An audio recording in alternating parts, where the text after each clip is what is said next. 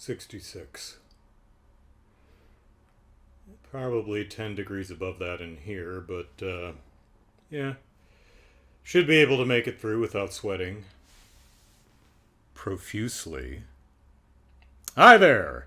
Andrew here. I love to be entertained, but I have no patience, so I give every new show I watch only one episode to hook me. Welcome to Debut Review. Shogun. Shogun actually means a lot to me. This is a book called Step Right Up. This is the first big boy book that I read when I was young. When I was young, I read, the Berenstain Bears and Amelia Bedelia and, little kiddie books and stuff. But this was the first adult book that I read. And it's about a guy who runs away with the circus and learns all the cool circus acts like magic and escape artist stuff and lying on a bed of needles. What was this?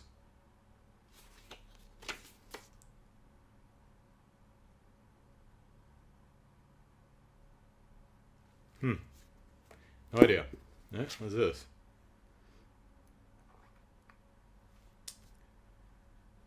June selection, 1951, something, Michigan, Mrs. Carl Grabo. So I guess this was Grandma's book. Anyway, Mom gave it to me, so it's mine now. So he learns sword swallowing and fire spitting, and he becomes like the best carny who's ever carnied a carny, right? It's a fun book. I haven't read it in decades. Who knows how well it holds up. But that's what got me into reading. And I moved on from there, I think, to the Douglas Adams books, which at the time were 4. So the Hitchhiker's Guide. I had actually played the Hitchhiker's Guide to the Galaxy text adventure on like the Apple II. So I was interested in actually reading the book and understanding what the heck I was doing in the game. And then I read Shogun, James Clavell's Shogun. And wow, that was a long book. Good book. I liked it a lot. And then when I was in like 5th or 6th grade or something like that, I got chicken pox and I was home for a week and I watched Shogun, the mini series from like 1980 something. The one with Richard Chamberlain and Toshiro Mifune. And John Rhys Davies, I think, is in it. So, yeah, I think so. So when they made a new Shogun, I was like, "Oh, hey, Shogun! I have I enjoyed the miniseries, so yay!" Really interested in checking it out. So Shogun, based on James Clavell's novel, FX's Shogun, even though it's on Hulu, is set in Japan in the year 1600 at the dawn of a century-defining civil war. Lord Yoshi Toranaga is fighting for his life as his enemies on the Council of Regents unite against him when a mysterious European ship is found marooned in a nearby fishing village. What's the guy's name? He's got a really generic... it's John Blackthorne. There's something. Anyway, yeah. I've been putting this off for a couple, doing the debut review for a while because it's been extraordinarily hot all summer. It's heading towards the middle of October as I record this, and you can see I'm already starting to sweat. So it's still a little warm, but I think we'll be okay. Also, how long is this? Let's see. How long's the first episode? 70 minutes. This is not a TV show. These are a bunch of movies. Oh well, Shogun. Let's see how it holds up. Yeah, it's good. I'll watch more of it. Probably not for a while. As I mentioned as I record this, it's the middle of October, so we're a couple weeks out from the Extra Life charity event, so kind of busy prepping for that. Not sure I have the time for a mini-series where all the episodes are an hour long.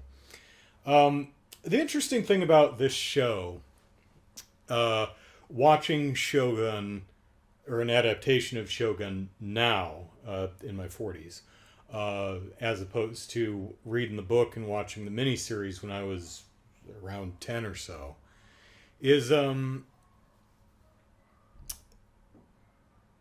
the most interesting thing about Shogun, I think the big selling point for little Andrew back in the day was I was, when I was 10 years old, I was cognizant of the fact that there were other countries. And I was aware that Japan was one of them.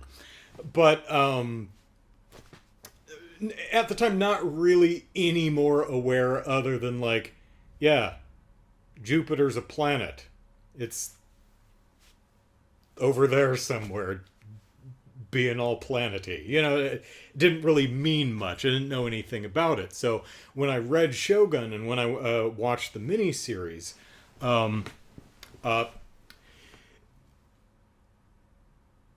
Blackthorn the is like the insert character. It's your eyes, a portal into another world, not just another country, but a different country from centuries past. Like, this era of Japan, of course, does not exist anymore. It's so foreign that it's like discovering Middle Earth for the first time. Another series of books I read when I was quite young, the Lord of the Rings. I never. The Hobbit was read to me in first grade or second grade. I think it was second grade. I think Mr. Fella, I think his name was. He read The Hobbit to the class.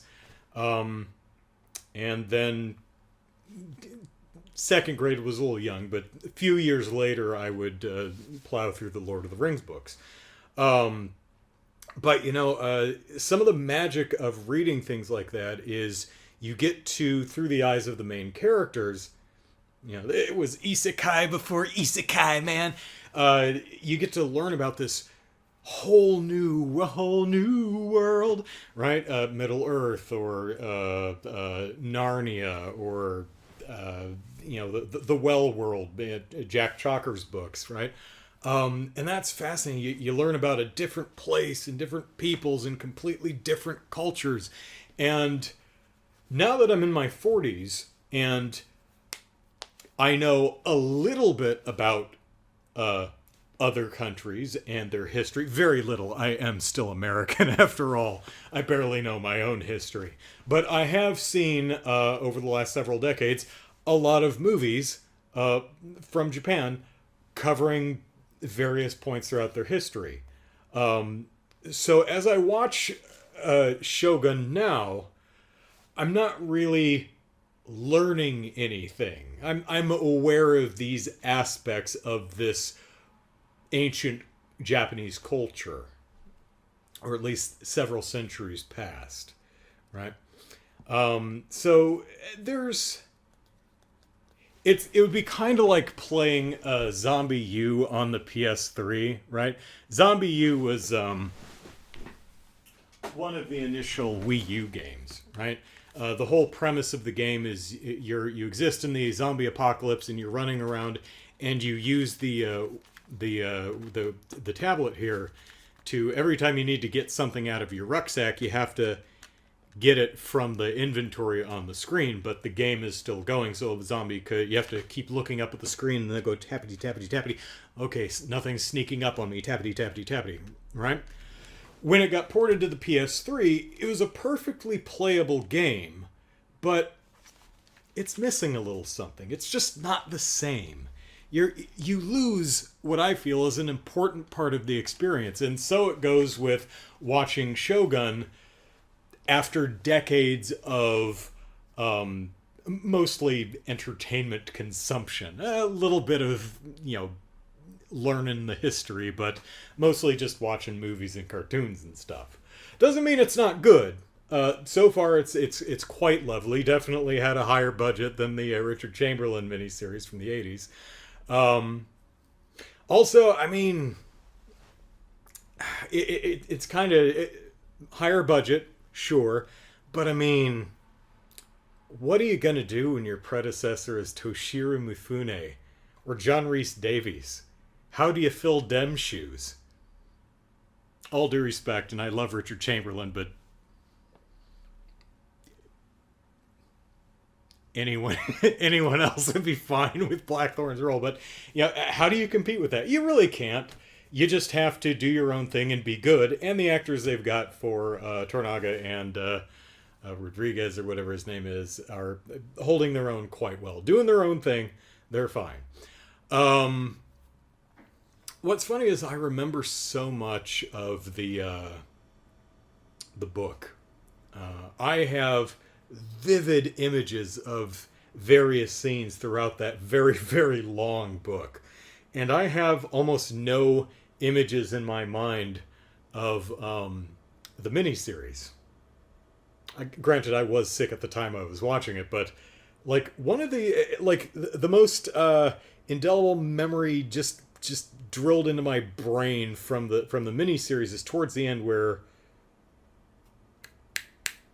I forget his name. Not Tornaga's the guy who serves him. I forget his name, but he commits seppuku, and he writes a poem, and he's just so damn proud of this poem. He's like, right, and he reads his poem. He's like, ha ha, yeah, that's good. I remember that scene.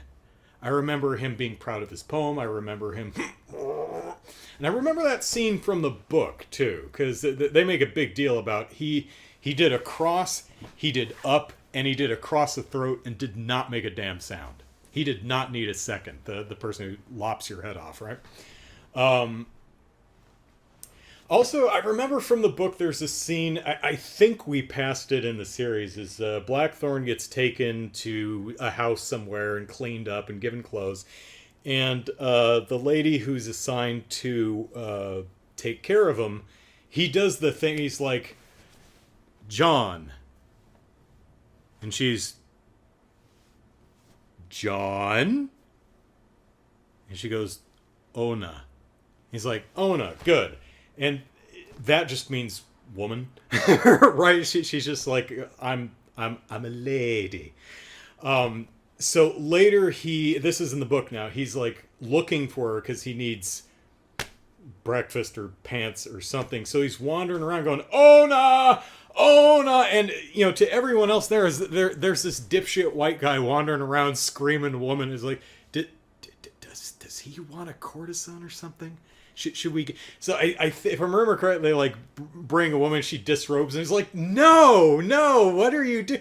And like does he want a boy? We can get her boy. It's like, I heard these white people like ducks. We can get a duck, right? It would be rude not to. That's not in the show though. Which is a shame because that's I remember that scene from the book and it's hilarious. But I'm not supposed to be reviewing the book. I'm supposed to be reviewing the show. Show's fine so far. Nice production value. The performances are good. They're doing that weird thing that I think they did in the miniseries where there's ostensibly 3 languages going on: Japanese, Portuguese, and English. And English is just standing in for both English and Portuguese. Which, I mean, wrangling a multilingual set is probably a pain in the butt. So I think they did the same thing in the miniseries where you just kind of have to understand it. At some points, he's not actually speaking English. They're speaking Portuguese. But, I don't know. It's whatever. Maybe the concern is it's like, all right, people will put up with subtitles for the Japanese, but enough people genuinely are not going to have the ear to distinguish between Japanese and Portuguese. And I know some of us are like, how can you not hear the difference between Japanese and Portuguese, right?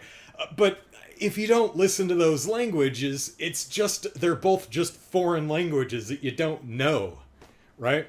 Like, I can barely hear the difference between Portuguese and Spanish, and I know a bit of Spanish. When I hear Portuguese, I'm like, why don't I understand a thing you're speaking Portuguese? That's why, right? Yeah, I'm looking forward to, how many episodes is this? Let's see. 10 episodes. Now, interesting thing about this is I read in the entertainment media somewhere that this they ordered a second season. And I was like, oh, well, that's nice. Long ass book. How far through the book did you get? And they're like, oh, we got through the whole book. Well, what are you doing for a second season then? The story's over. You know? I'm like, oh no, are you going to make up the further adventures of Blackthorn and Tornaga? What are you doing? Are we just going to adapt, like, I don't know, one of Clavel's other novels, like Taipan or something, and just force Blackthorn and other characters into it? I don't know.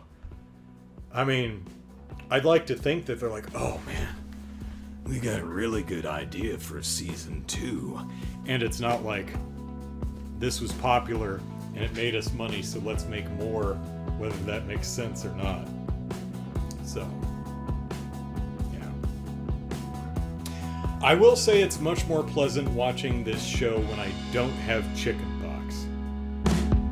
Hey all, starting at noon Pacific Standard Time on Saturday, November 2nd, I will be live streaming video games for 24 hours straight to raise money for Rady Children's Hospital as part of the Extra Life charity event.